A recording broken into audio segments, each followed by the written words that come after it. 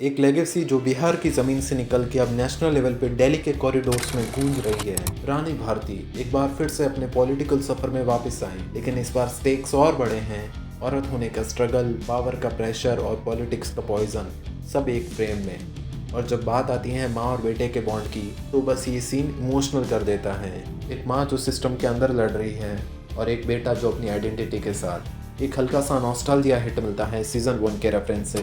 ऐसा लगता है जैसे जनरेशन चेंज हो रही है, विरासत पास हो रही है, एक माँ से उसके बच्चों तक।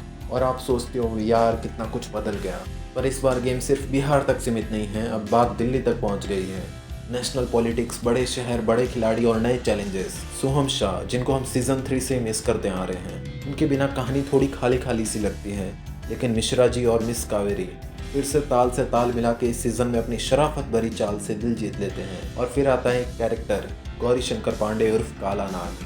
पहले स्टूपिड लगता है, पर धीरे धीरे समझ आता है कि ये बंदा काफ़ी चालू और चंट है। और अगर बाई चांस आप इनको भूल चुके हैं तो आपको याद दिला दूँ कि ये दद्दा को आप लापतागंज में भी पहले देख चुके हैं। स्टार्टिंग के एपिसोड्स में आपको पुराने कैरेक्टर्स मिस होंगे, कुंवर सिंह, दिलशाद मिर्जा, नवीन कुमार जैसे लोग।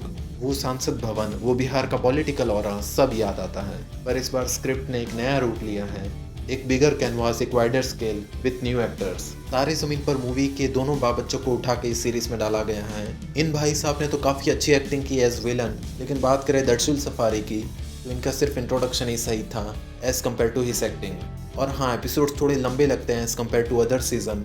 थ्रिलर भी फुल ऑन था, लेकिन फन थोड़ा कम था। यहाँ पॉलिटिक्स सिर्फ कुर्सी का गेम नहीं, ये इमोशन और ईगो का बैटल ग्राउंड है। और एक लाइन पूरी सीरीज समझा देते हैं कि पॉलिटिक्स में कोई किसी का सगा नहीं। हुमा कुरैशी एक बार फिर से क्वीन मोड ऑन कर देती हैं। एक्सप्रेशन से लेकर डिलीवरी तक रानी भारती पावर और पेन दोनों का सिंबल लगती हैं। और सबसे इंटरेस्टिंग बात, इस सीजन में गालियाँ बहुत कम यूज़ हुई हैं, फिर भी बोली में इतना व्यंग कि डांट भी पोएटिक लगे। ये है इस सीरीज़ की असली ब्यूटी। तो अगर आप पहले सीजन से इस शो के साथ जुड़े हुए हो तो ये एक मस्ट वॉच क्लोजर चैप्टर है। पॉलिटिकल ड्रामा, इमोशनल डेप्थ और एक बार फिर से रानी भारती प्रूव्स शी रूल्स। मैं इसको रेटिंग देना चाहूँगा 8 आउट ऑफ 10। आपको क्या लगता है, ये सीज़न बाकी सीजन्स को बीट कर पाएगा? कमेंट करो, देखते हैं जनता का किस तरफ रुख है।